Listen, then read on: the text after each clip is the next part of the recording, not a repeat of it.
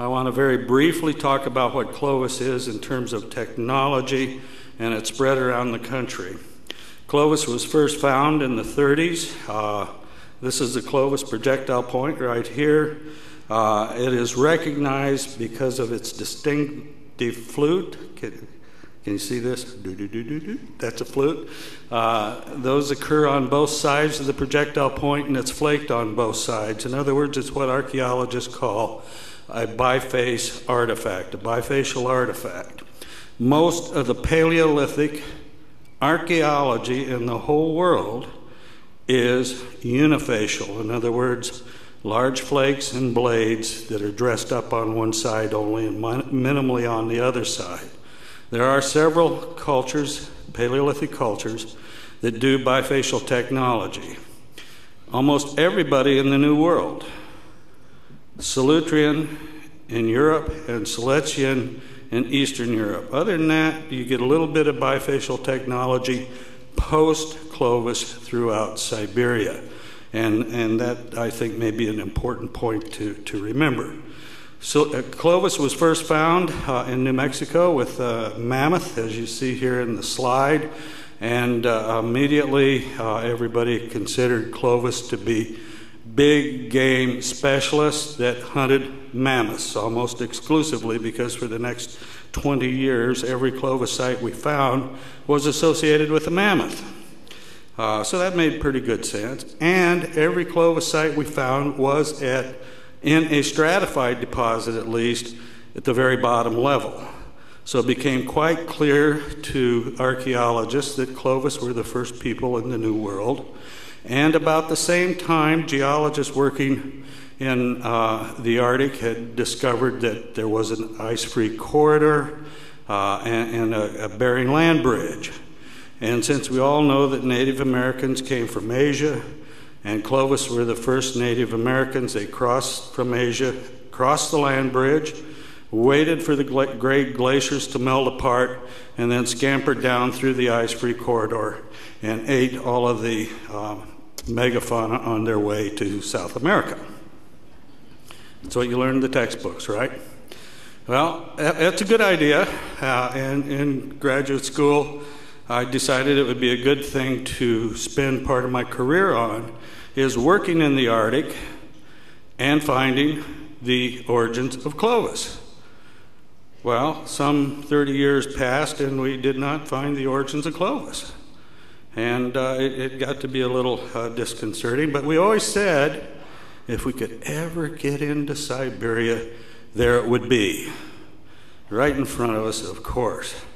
Well, finally, with Glasnost and the opening up of the Soviet Union and Russia finally, a number of us got to visit collections in Siberia, work with Siberian archaeologists, and turns out there isn't much in Siberia that even looks like Clovis. Back 30,000 years ago, people who made wedge-shaped cores where they struck microblades off of these microcores, sectioned them into straight pieces, and used an osseous material. In this case, it's bison scapula, but ivory or antler. They would slot it, and then the straight pieces would be inserted into the slot, and these represented both projectile points and knives. This is a totally different technological adaptation to weaponry than Clovis.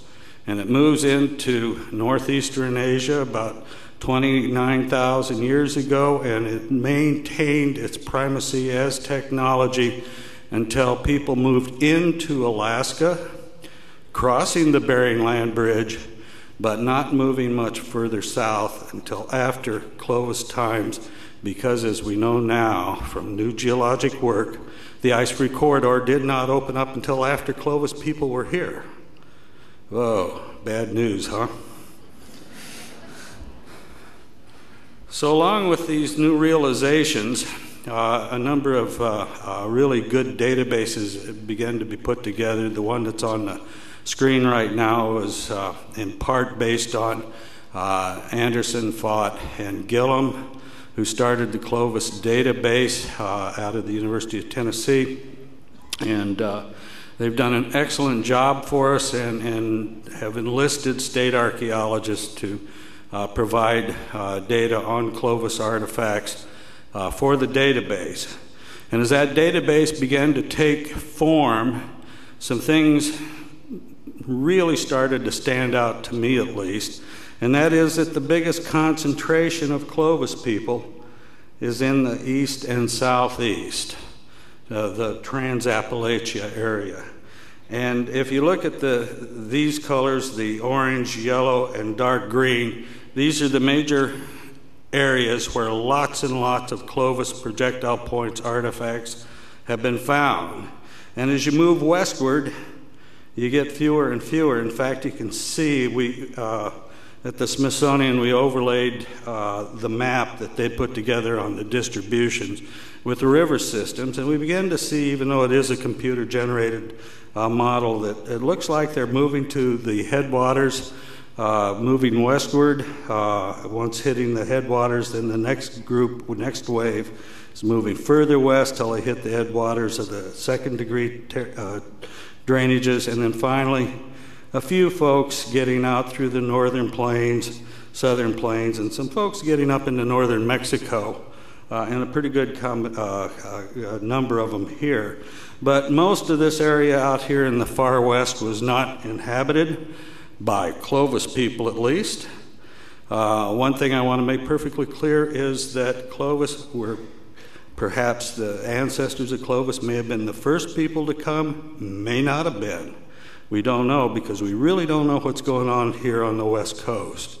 And there may be pre-Clovis people coming into North America from Asia, likely before or along the Pacific coast, and probably by boat. So that's kind of interesting. Then the next thing that begins to take shape here as you look at this map is the radiocarbon dates. And just recently a paper's been published by Waters and Stafford that points out that most of the radiocarbon dates for Clovis are around 10,900 years of age. And that's a pretty interesting time, because right at 10,900 years ago, there was an abrupt climatic change from a warm period that developed after the end of the last glacial maximum, that's called the Younger Dryas. And the Younger Dryas, overnight, practically, turned all of the northern hemisphere cold. And that was at 10,900, and we started looking at all these dates and go, wow, that's kind of interesting correlation there. What does it mean? But in their database, they left out a couple that I kind of am a little bit partial to, and they're older than the rest. And when asked about that, they said, well, you know, we weren't sure they're Clovis, so we dropped them. And I'm thinking to myself, yeah, they didn't fit your model, did they?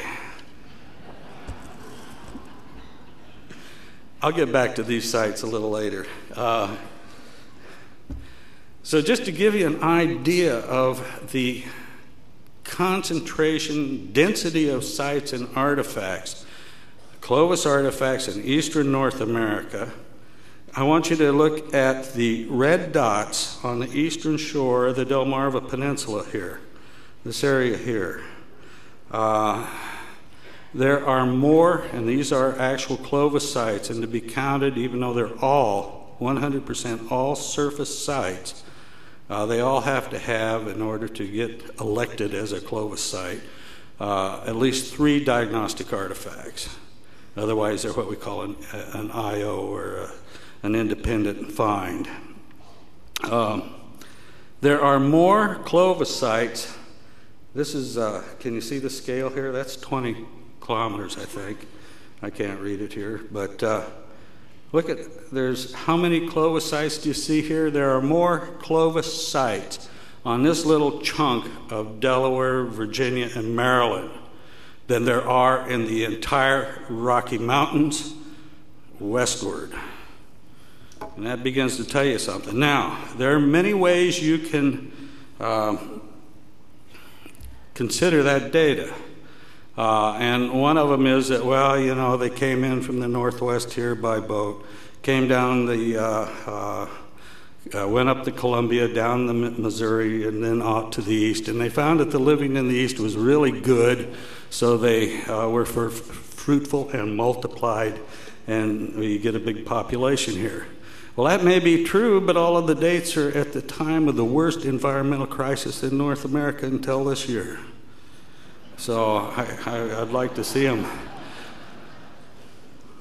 being fruitful and multiplying and getting so many people living out here. And I'll show you some geologic information that'll back that statement up. Okay, so Bruce and I were looking at caches.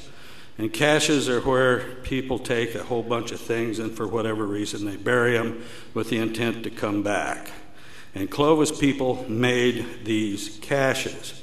And we have probably around a dozen or so of them now. But we had analyzed these caches for raw materials. And the artifacts are generally bifaces that are left in the caches, or bifaces, projectile points, other tools, and usually quite large. So they're actually what we think are material stockpiles. And as these people are exploring and moving up these rivers, they're taking with them the rock they need for their tools in the future. And when they get far out onto unknown territory, they take a portion of those and bury them in a place they can remember to come back to. And then they move on. If they find a new source of rocks, then they feel good, and then they can move on and put another cache out a little further and further. You see the idea here. And when we analyzed what we called those specimens made from exotic raw material, in other words, rocks that were from over 150 miles away, we began to see a pattern developing. And that was a pattern of people moving from a quarry here on the Edwards Plateau out to eastern New Mexico and the Llano Estacado, stashing their stuff, then likely moving on. Here's another quarry source in the panhandle of Oklahoma, moving up, and so on. And we began to see that there's a general pattern from the east to the west. Not always. In fact, I just learned from Scott yesterday about a new cache that's been rediscovered basically here in Minnesota, in which all of the raw material, for the most part, comes from a source in Illinois. So we're even beginning to see that up in your area here. Now, why are those caches there? They didn't need them. They didn't come back to them.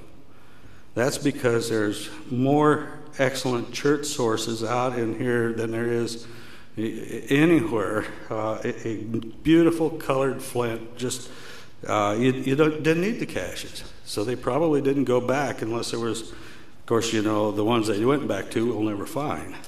But nonetheless, I think it's beginning to show us exactly how this works with people that are exploring. And there is a major difference in sites between the green ones and these out west, and that is that the green ones are big sites. Like the Carson Con Short site in Tennessee is 1.5 miles long with a midden of about 0.5 meter to 1 meter deep. And many sites like that, and most of them associated with quarry. So we're looking at a lot of occupation. When you get out in the west and midwest, western Midwest and on west, all you see are these small campsites and kill sites. Very few people. So I think what we're looking at is maybe long distance rangers, explorers, moving west, and then when they get out in this area, they meet their neighbors, and it probably wasn't pretty. Now, the final straw that broke my back, at least, was the discovery in Virginia of a site called Cactus Hill, which is southeast of Richmond on the Nottoway River, for those of you who know Virginia. And at this site was stratified, starting off with the colonial time period, moving back through like pages of books, down to Paleo-Indian time periods, and then a nice Clovis level with classic Clovis stuff. And then a few centimeters below that, they found the unspeakable, another occupation level that apparently wasn't Clovis. And boy, did that cause a big stir amongst the Clovis First people. In fact, it's so easy to look at these, and yeah, there's a relationship here in terms of bifacial technology. We have a blade technology, which Clovis also has a well-developed blade technology. But the difference between these projectile points is that these in the lower level were not fluted, like the Clovis with their nice flutes from the base. These are not fluted. And the radiocarbon date came back, and guess what it was? 16,900 years old. Now that really upset the Clovis First people, because that's about 5,000 years older than Clovis. Oh, too bad. But it was only a few centimeters apart, so the date had to be right. Oh, okay. But one thing that occurred to me at the time was that these projectile points and the blade technology looked remarkably like Solutrean. And Bruce, this is Bruce here, this is my wife Peggy, that's me, in case you didn't recognize me. Bruce had talked about a technique called overshot flaking, which was used as a purposeful technique by the Solutrean people and as a purposeful technique by Clovis people. You see it in almost any lithic technology, but when you see it in cultures that are not those two specific cultures, it usually represents a mistake made by the flint knapper and usually results in a broken artifact. But these people were such skilled flint knappers, they were able to control that percussion, setting up the proper platform, and thinning their biface reel rapidly. And it's an excellent technique once you learn it, but very few people learned it, and Solutrean flint knappers and Clovis flint knappers were about the only ones, up to that point in time at any rate. So Bruce had talked about that for a number of years, so when I saw the Cactus Hill artifacts, I said, Bruce, you know, there may be something to this Solutrean-Clovis connection. Let's take a look. You know, it's been talked about. Number of professional archaeologists that say, oh, that stuff sure looks like Solutrean, or that Solutrean stuff sure looks like Clovis, but nobody was serious because, you know, you had the Atlantic Ocean out there. And there was 5,000 to 6,000 years of difference in time. So it's independent invention, convergence, whatever you want to say. And it was totally ignored. Well, in the meantime, we figured out that, you know, over in the Pacific, 40,000 plus years, folks were sailing around boats. Now, boats are a pretty good idea, aren't they? They kind of change your perspective of the world because oceans, lakes, rivers, waterways in general no longer are barriers, but they are highways. So let's go to France, let's go to northern Spain, and look at those Solutrean artifacts and see how they really might relate to Clovis. So it was a hard job. Somebody had to do it, and we did. Now, what we found even surprised us. This is a typical Clovis point. Here is a not particularly typical Solutrean point, but a type of Solutrean point that only occurs in the Franco-Cantabrian area of the Solutrean occupation. And we found in at least 2 sites potentially fluted points. Well, that's kind of cool. 21.9, 19.5, that's cool. Then we found that the core and blade technology, revolving around 3 types of cores, wedge-shaped cores, conical cores, and smaller circular cores, occurred, and manufacturing techniques were the same. That's getting a little exciting. In fact, by the time we put our database together, we found that there were 32 almost perfectly good comparisons or fits between Clovis and Solutrean. In Siberia, and all the work that my colleagues and myself have done in the Beringia, Siberia, Eastern Asia, if you find one of these technologies at any one time period, you've done a major find, because they just do not exist. Every now and then you see something. You can make up a list that you can match these in Siberia, and when you look at the radiocarbon dates of the sites that you had to cherry pick to get these technologies out of, you span 18,000 years of time. Subtract 18,000 from 2008. That puts you back into Solutrean times. I want you to remember this. These are the overshot flakes that Bruce was excited about, Francois Borde was excited about. This is a real technology. And I want you to remember this particular specimen, which is Solutrean, because I'm going to come back to it later. This is the Clovis version.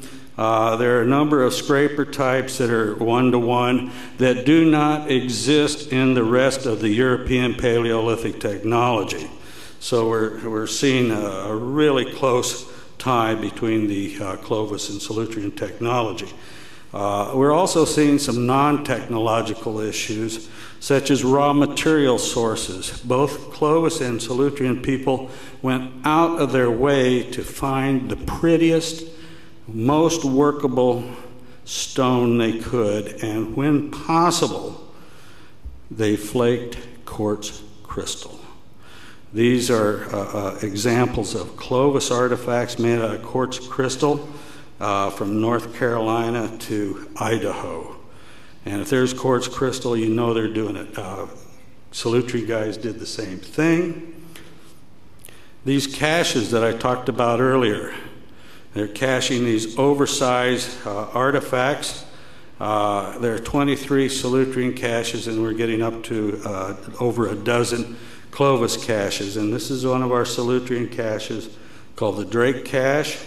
This is a cache that's in Colorado, northern Colorado, but the raw materials are from Texas. And this is the Vogu cache. These are only examples. I think there's 17 or 18 artifacts here and about the same here. And a lot of times these two particular caches are just bifaces. In most of the caches there's a wide range of tool types.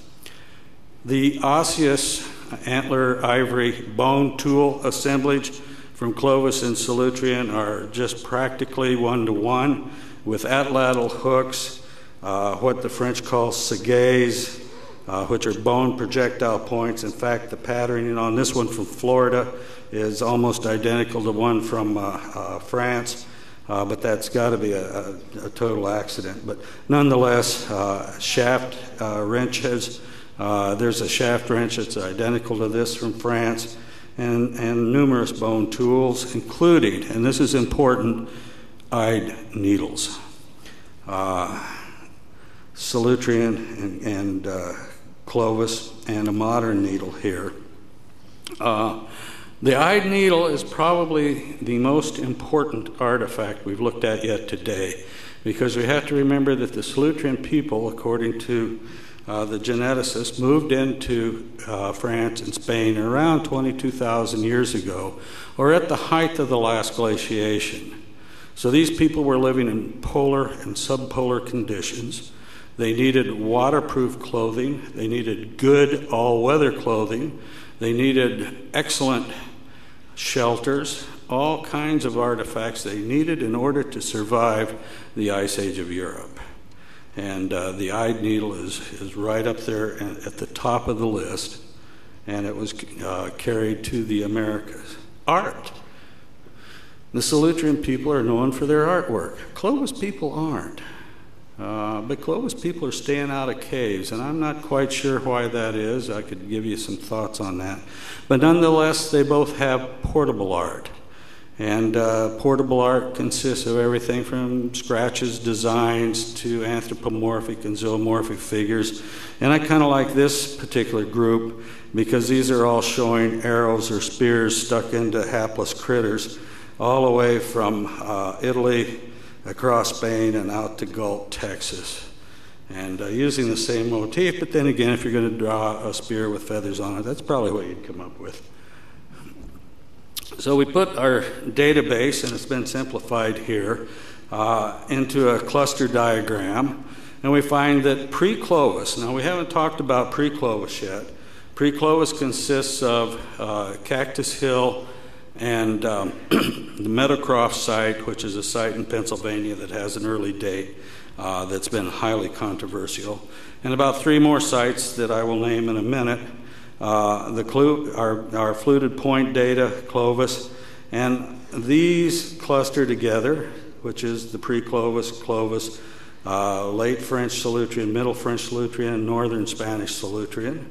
Then our Arctic materials from Siberia and Alaska, Nenana, Mesa Sluisway, Denali, and Ushki, and Duktai, all cluster together. And then the classic French, European, Paleolithic people all cluster together. And I think that's telling us some interesting things. So at that point, Bruce and I said, well, maybe we have a hypothesis here that deserves some testing, and we should push it a little further and see exactly how this might have worked.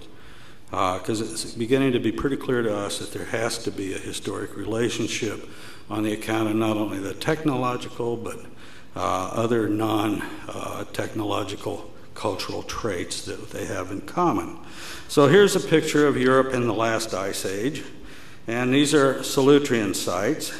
This is the continental shelf here, and a little bit of England showing up, a little bit of Ireland. But notice that the North Sea, English Channel, the continental shelf out here would have all been open territory for people to exploit. Unfortunately, all our models of the European Paleolithic are based on non-coastal sites, which is too bad. But there's really no way to, you just don't have the data from the stuff that's a couple 100 feet underwater. But it is out there. For instance, this is a group of people that are dredging up mammoth bones off the coast of France. These mammoth jaw bones, lots of mammoths. This is one day's catch. Pretty good catch. Here's another group that's dredging up bones off the coast of Holland. And what makes an archaeologist's heart weep is this picture, because that's a dumpster. And what they have done is gone through their dredge pile and sorted out the bones that won't sell to the nature stores and throw them into these dumpsters. And then the good bones that people say, oh, that's pretty, I'll buy that black bone. It's a mammoth bone from wherever. And they get shipped all over the world. And it's not against the law. And this, spirally fractured, butchered bones, are taken to the city dump. Probably 2 or 3 of these a month. So you know that our paleontological and archaeological record of the North Sea, at least around Holland, is getting ruined. And it's odd to me that no artifacts turn up in these activities. I have to think about that for a while, because we know that the British Historic Trust has been mapping the North Sea floor, and they've come up with 150 Paleolithic sites and artifacts. So where are these artifacts going? So, at any rate, to get back to our Solutrean people, here we are on the north coast of Spain. This is today, a picture, once again, another picture Peggy took. Here are the high picos. During Solutrean times, this whole area back through here was glaciated. Permanent snow line was down here. And then we have cave sites such as Altamira here. These are all high elevation sites. So when you look at the whole picture, here we go. This is La Riera Cave. which is excavated by Strauss and Clark. Really probably one of the best excavated Solutrean sites there is, and it's well reported, and they did an excellent job of excavation. It sits right here, which is about 10 to 15 kilometers from the present-day seacoast. But if you drop the sea level down from here, see where that buffalo is pointing his head, that little bench? That's today's sea level. You drop down off that limestone bench, and I'll bet you there's a bunch of caves and rock shoulders right there that won't quit. And you come out here another 10 to 20 kilometers, and you hit the beach. The evidence in Australia is indirect. The people are there, so it's pretty direct, but it is indirect about the boats. People were going off the coast of Asia and collecting obsidian, as we heard yesterday, and moving back in. They were doing this also, getting out to islands in the Mediterranean, collecting raw materials, taking them back to the mainland 14,000 years ago. This is our best evidence in North America of similar activities. This projectile point found here on the upper strand line of Pleistocene, the Champlain Inland Sea, right here in Vermont, is made out of raw material from Rama Bay in Labrador. Now, you're not going to walk over 3,000 miles of glacier to get there. You're going to come down the St. Lawrence Channel. Probably you're actually going to leave from one of these areas right here, which gives you 1,100 miles of Labrador current to navigate, full of icebergs, floating southward to get to Rama Bay. You had to know how to tack. You had to know how to sail to get from here to here. Then you had to get home right away, because let me tell you, Rama Bay is no place to be in the winter, even today, because that's what it looks like, sheer mountain right into the water, but here's where the rock is. And they were getting it over 12,500 years ago, taking it all the way down into Vermont, today's Vermont. So that indicates to me that we have a pretty good idea of sailing, and I suspect our Solutrean guys had sails. I suspect they knew how to tack, and even though the high winds are generally moving west to east, the winds off of the ice are always moving out to sea. So if you're even going against current, you can tack back and forth, and some modern day adventurers have done it in one summer with that in mind, just going straight over. Now our Solutrean guys could have camped all winter out there. I mean, it isn't any different there than it was on the coast of Spain, so why bother? How am I doing time-wise? Have I run on and on? At any rate, so we get them here. Now, we have some new sites I want to talk to you about. Here's the Meadowcroft, the old site, Cactus Hill. This is 16,900 years old by radiocarbon date, 12,000, almost 14,000.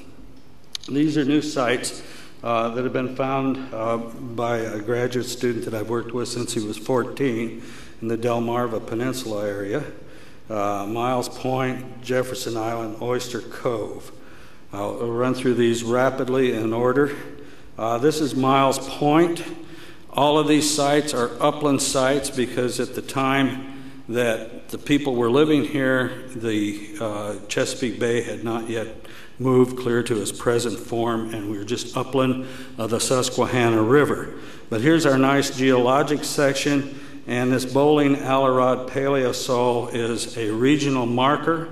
We have it from North Carolina all the way up to Delaware at least, and you can go along the shoreline, and when you see this paleosol, you can pull your boat over and get out and look for Clovis stuff, which is generally right at the top of the Bowling Alarod. The Bowling Alarod was truncated at 10,900 years ago by the Younger Dryas. And look at this lust package we have here. And so all of those Clovis sites, the Bowling Alarod Paleosol may have extended up to here, but there were tremendous dust storms. And all of our Clovis and a bunch of other Interesting geologic things that relate to the comet impact theory are found on that contact, and it is a lag contact. In other words, it all blew out, it's all in there on one level, and that's probably our problem with that 10,900-year-old date, is that's because it's eroded to there. Now, the bowling Allerod, this can go back a lot older, and in most areas, people think that the bowling Allerod, which is this warm period between the LGM and the YD, conditions were pretty good. Lots of grassland, lots of animals. But then below it, back into the LGM, Darren saw a big boulder sticking out of the loess. It had to be a manuport. I was at a meeting in Texas discussing just this issue, and I get a phone call from Darren, and I was irritated, but I went out and took it, and he said, "Dennis, I just got out of the canoe, and I'm looking there, and there's a big rock sticking out of the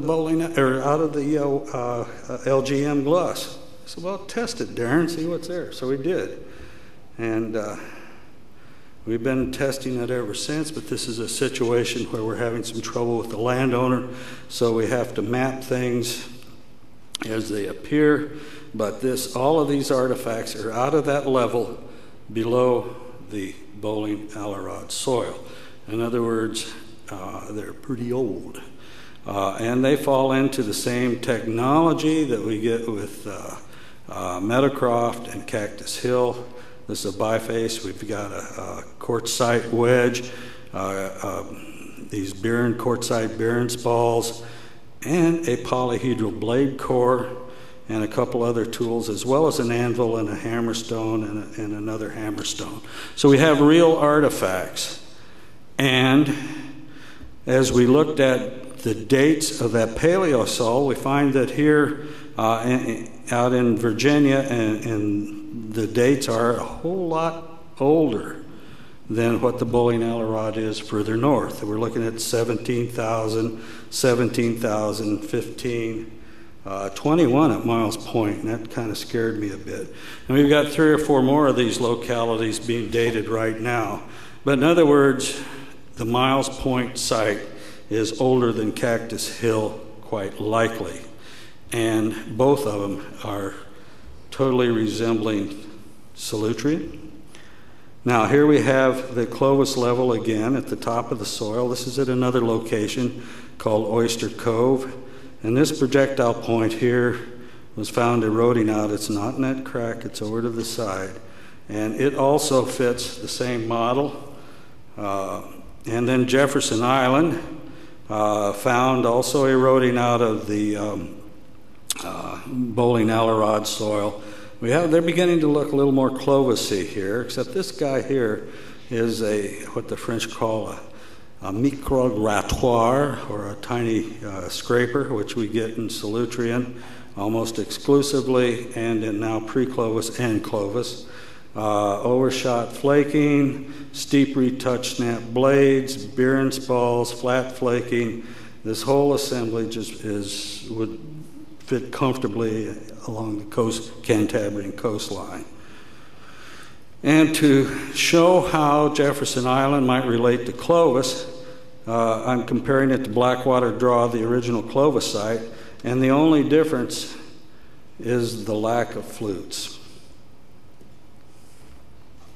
Other than that, the technology is the same. Now to move back to the site that was disregarded in the recent science paper called the Johnson site, I asked Mike why they didn't use it. They said they didn't know if it was Clovis.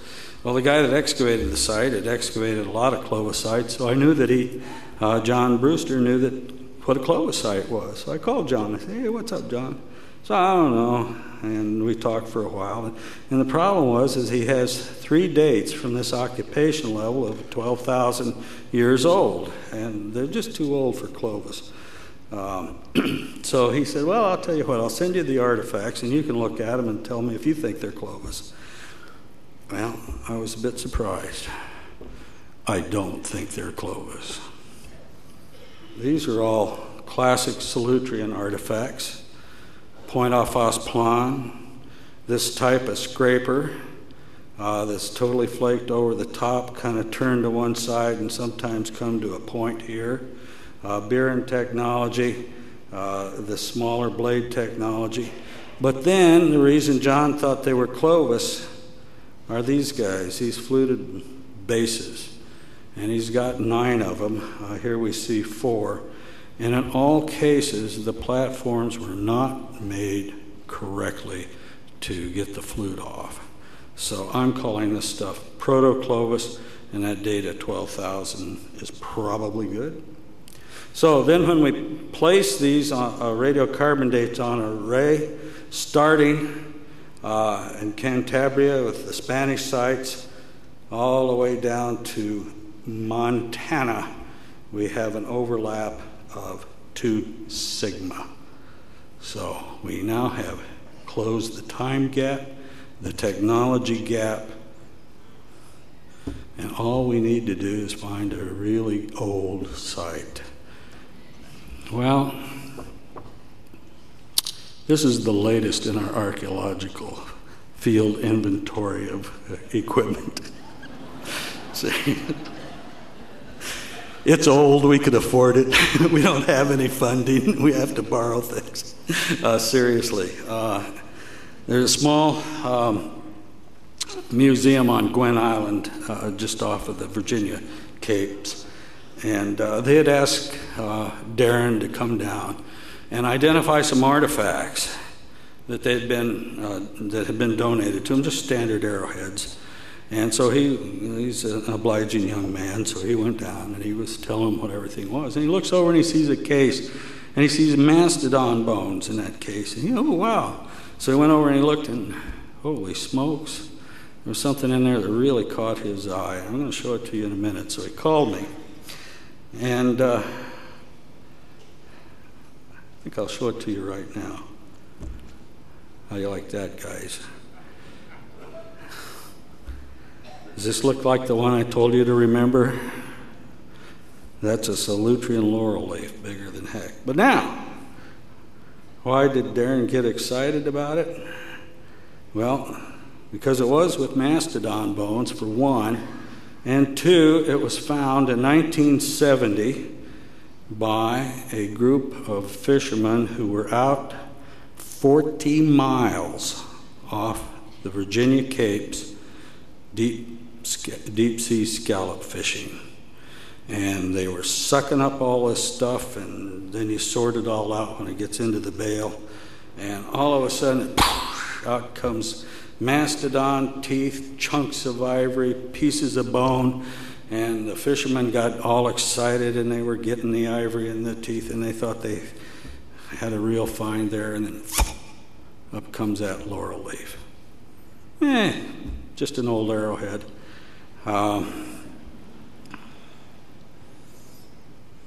So they gave it to the museum at Gwen Island, along with some of the ivory and a tooth. So if we look at their find, this is Captain Sean's biface, was found right here. Here's Miles Point. This is the Susquehanna River, found right at the mouth. Look at this, these are mastodon finds. This is the Hudson Channel. Look at that, was the Hudson Channel during the LGM was a wonderful mastodon locality. And then we're getting mammoths over here.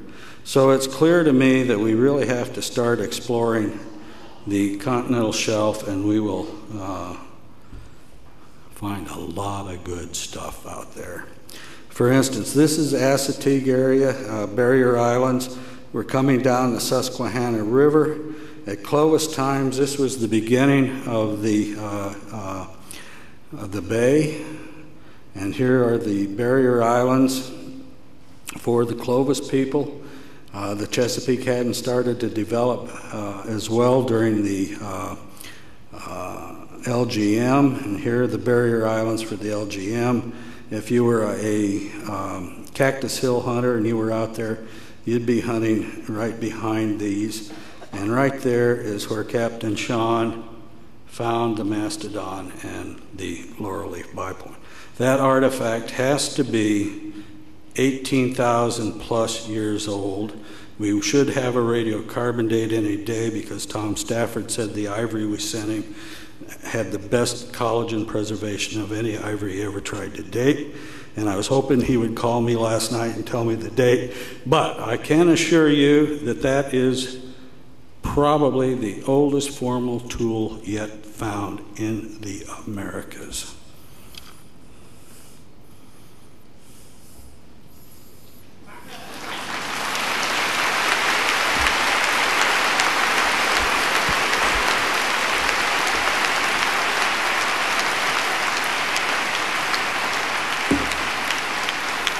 Thank you very much.